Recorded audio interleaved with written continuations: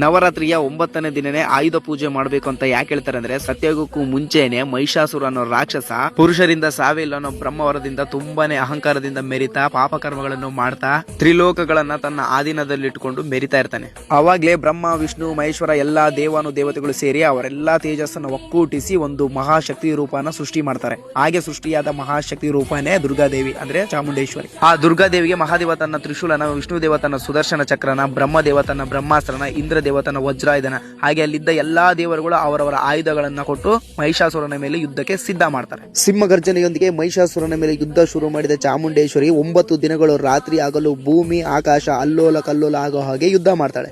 9ನೇ ದಿನ ತನ್ನ ಹತ್ರ ಇದ್ದ 100 ಆಯುಧಗಳ ಶಕ್ತಿನ ಆಕ್ಟಿವೇಟ್ ಮಾಡೋದಕ್ಕೆ ಆಯುಧ ಪೂಜೆ ಮಾಡ್ತಾಳೆ. 10ನೇ ದಿನ ಮಹಿಷಾಸುರನ ಎದೆ ಮೇಲೆ ಕಾಲಿಟ್ಟು ತ್ರಿಶೂಲದಿಂದ ಎದೆ ಬಗೆದು ಖಡ್ಗದಿಂದ ತಲೆ ಕತ್ತರಿಸಿ ವಿಜಯನ ಸಾಧಿಸ್ತಾಳೆ. ಅಂದಿನಿಂದನೇ 9ನೇ ದಿನ ಆಯುಧ ಪೂಜೆ ಮಾಡ್ತೀವಿ. ಮಹಿಷಾಸುರನ ಸಂಹಾರ ಮಾಡಿದ 10ನೇ ದಿನನೇ ವಿಜಯದಶಮಿ ಅಂತ ಆಚರಿಸ್ತೀವಿ. ಆಯುಧ ಪೂಜೆ ಮಾಡೋದಕ್ಕೆ ನಿಜವಾದ ಮೀನಿಂಗ್ ಏನು ಅಂದ್ರೆ, ನಮಗೆ ಅವಸರವಾದ ಆಯುಧಗಳನ್ನ ನಾವು ಆಯುಧ ಪೂಜೆ ದಿನ ಪೂಜೆ ಮಾಡಿದ್ರೆ ಅವು ಮತ್ತೆ ನಮ್ಮನ್ನ ನಿಜವಾಗ್ಲೂ ಕಾಪಾಡ್ತಾವ ನಂಬಿಕೆಯಿಂದ. ಡ್ರೈವರ್ಗಳಿಗೆ ಅವ್ರು ಓಡಿಸೋ ವಾಹನನೇ ಆಯುಧ, ರೈತರಿಗೆ ಅವ್ರು ಉಪಯೋಗಿಸೋ ಎತ್ತು ಬಂಡಿ ನೇಗಲುಗಳೇ ಆಯುಧ, ಸೈನಿಕರಿಗೆ ಅವ್ರು ಉಪಯೋಗಿಸೋ ತುಪಾಕಿನೇ ಆಯುಧ, ಹಾಗೆ ದಿನ ಕೂಲಿ ಕೆಲಸ ಮಾಡ್ಕೊಂಡ್ ಬದುಕೋರಿಗೆ ಅವ್ರವ್ರು ಉಪಯೋಗಿಸೋ ಆಧಾರಗಳೇ ಅವ್ರ ಆಯುಧ.